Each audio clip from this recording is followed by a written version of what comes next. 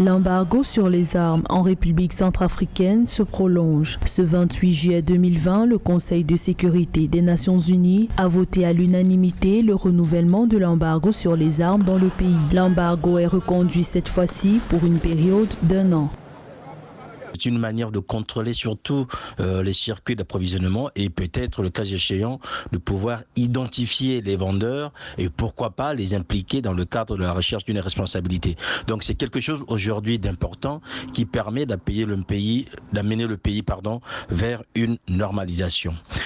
En République centrafricaine, l'embargo sur les armes a été renouvelé mais allégé. Dans ces 9 dérogations, le Conseil parle pour la première fois de livraison de lance-roquettes et de munitions spécialement conçues pour ces armes. Des demandes spécifiquement formulées par l'armée centrafricaine qui bénéficie ainsi d'un 3e assouplissement des sanctions de l'Organisation des Nations Unies.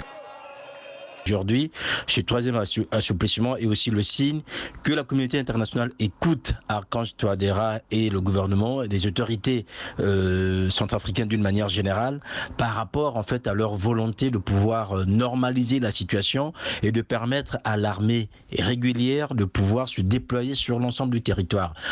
Pour la Russie, si l'embargo sur les armes a joué un rôle positif au début du conflit en Centrafrique, il sape à présent les capacités des forces de sécurité centrafricaines à défendre le territoire face à des milices qui s'arment via la contrebande. Rappelons que l'embargo sur les armes a été imposé à la République centrafricaine en décembre 2013 après l'éclatement d'une crise militaro-politique.